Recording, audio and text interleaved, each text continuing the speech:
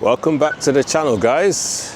I know I've been away a while, day job calls and all that, but I'm back now. See the sun shining, glistening on the car, and we're going to tackle today the age-old infamous question of, is this car dangerous to own?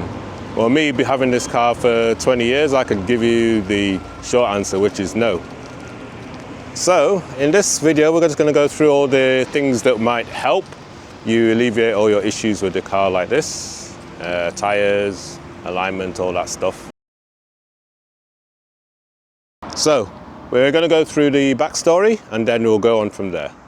I'm sure you guys are familiar with one of the first MR2 reviews from 1990.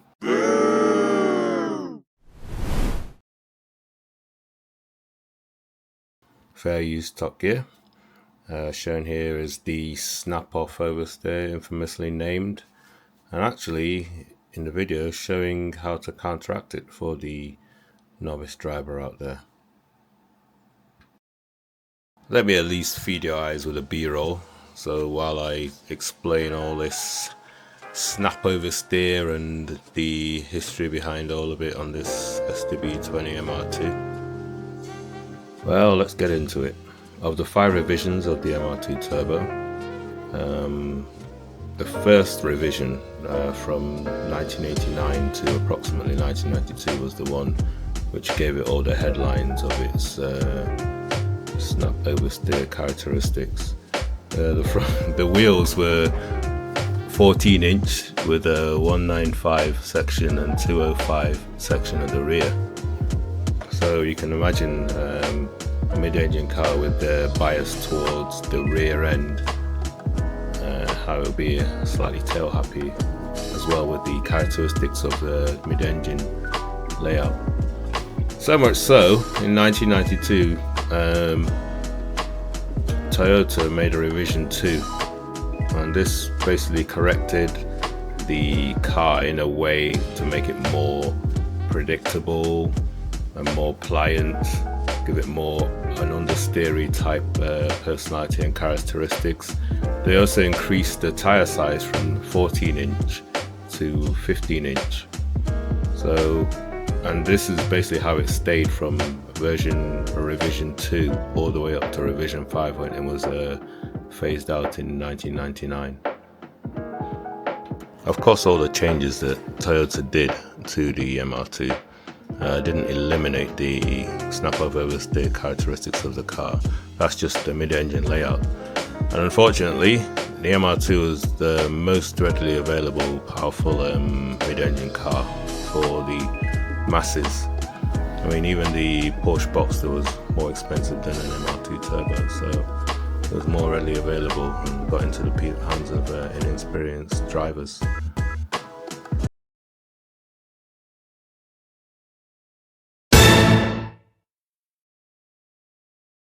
Okay, first things first, what connects you to the road?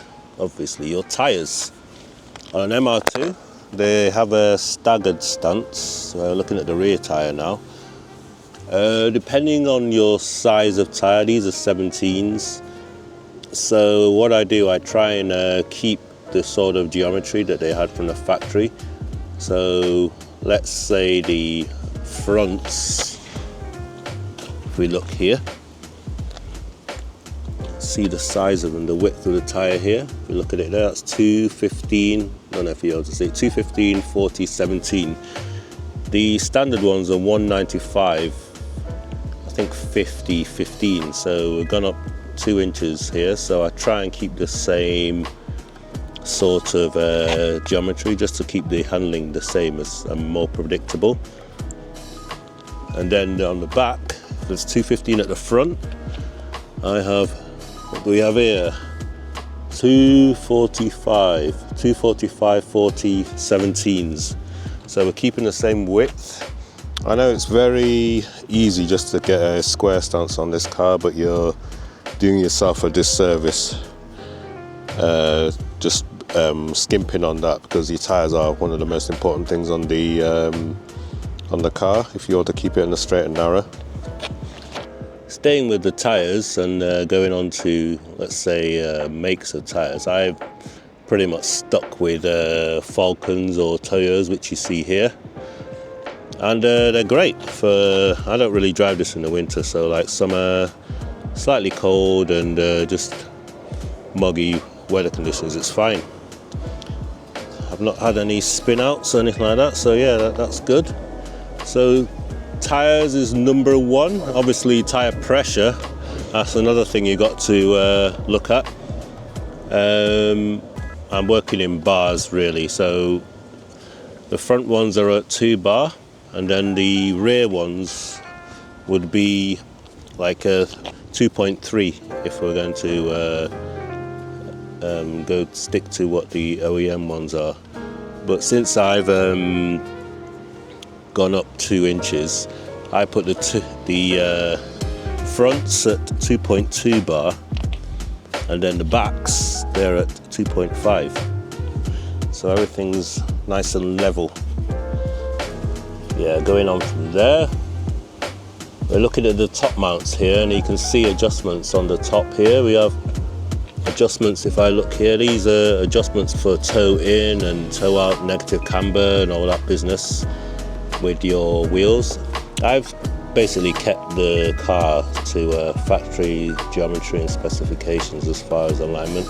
I haven't really messed around with that. As you can see now, if you look at the wheel, it is still perfectly aligned with the wheel arch. It's not really have any negative camber or anything like that. It's aligned. Going back to the actual top mount itself, we have another thing here. If I look, point to this thing, this is dampening. Very important, especially when your car's lower, because you have like a spring rate on your suspension, which can be very dangerous if it's not good. What you get is something called bunny hopping, which basically means that the suspension's too hard, and then like, when you go over a bump, you find that the car almost hops. I had experience with that when I was running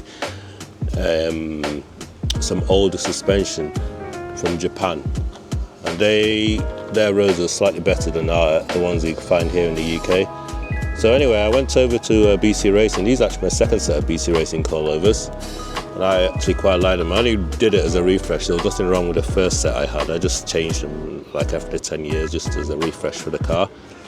And so yeah, this here now, you can actually change it to soft and hard if I think you have like 24 clicks. Yeah, it's clicking now. I mean, so what I do when I'm basically 99% of the time we're on the roads here, so I put it on the softest setting.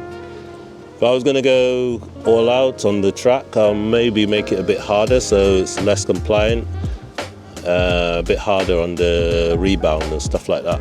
So that's number 2 as far as what you can do as setting up your car. Now let's move on to the next section.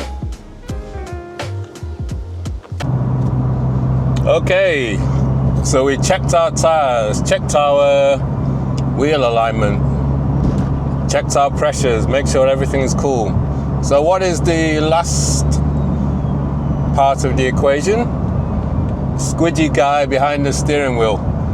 So I always say with these cars, I've had mine for since 2006, not this particular car, from 2006. I had this around 2008. So let's just say I've been in MR2s for around 20 years now.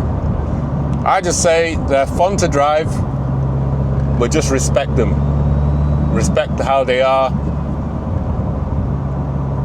and then you should be fine. I mean, there's a reason why F1 cars are mid-engine, most like supercars are mid-engine, because it really works for driving enjoyment and basically good weight distribution. So we are just driving normally. I mean, 90% of the time, 99% of the time, most of us are just driving like this normally. Car's not in any way dangerous or anything like that. Yes, it's a bit bumpy, but hey, it's a race car. So yeah, it's fine for here. Just a car to have fun in, but just respect and know your limits. That's the main thing why people get into trouble with these cars. They don't know their limits as to how it is to drive a car like this. Like, because most people drive like front wheel drive car. So here now in just mainly fast well, just normal driving, maybe a little bit of pulls here and there, it's fine. It's just stable. When you've got your setup right, you have a bit more confidence with the car, and you won't get caught out.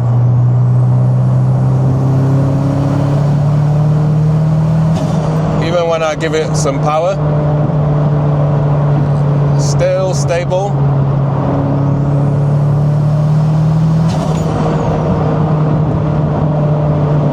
It is fun.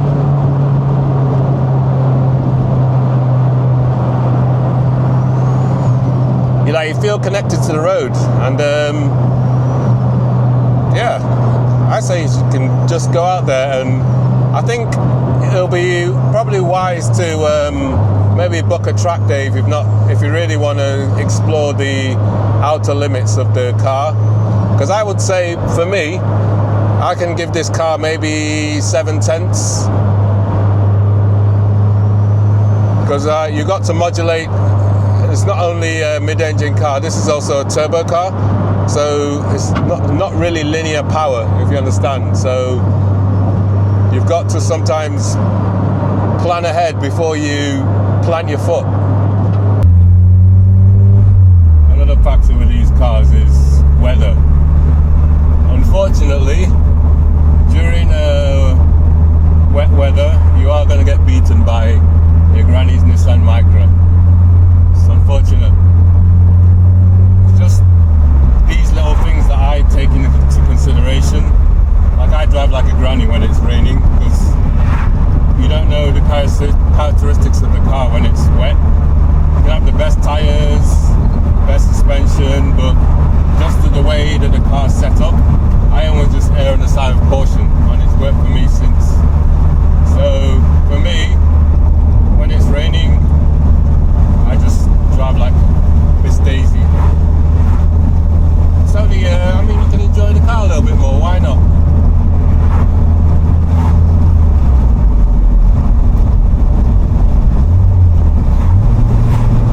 Obviously, on days like here, you can actually enjoy the car.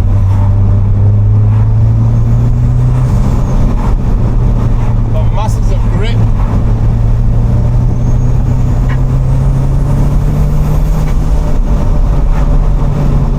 Problem is, you've got masses of grip until you don't have grip, and you have to be, the thing with this car, like a mid-engine cars, you don't get as much time to correct your mistakes as you do with other layout cars. So that's why you sort of give yourself a bit of margin of error when you're driving these cars. So, closing up this video, what have we learned? I think the main important thing is the guy behind the steering wheel who's controlling a car like this. I know we don't have that much experience with mid-engine cars, but these are quite docile cars when you know what you're doing. What I'm trying to say is smooth driving, smooth inputs, and you should be fine with this car. As providing you've got good tyres and all that, there shouldn't be anything to worry about. I know it's like a plus point for it not being so popular that there are more of them around, and it doesn't have the skyline tax, as you say, for a car like around the same era as the Skyline. So for me, that's a good thing. But as people getting to know the car a bit more, I think it's becoming less of a hidden gem. Anyway, thanks guys for watching the video. There'll be more videos coming up soon. I appreciate that, and see you later.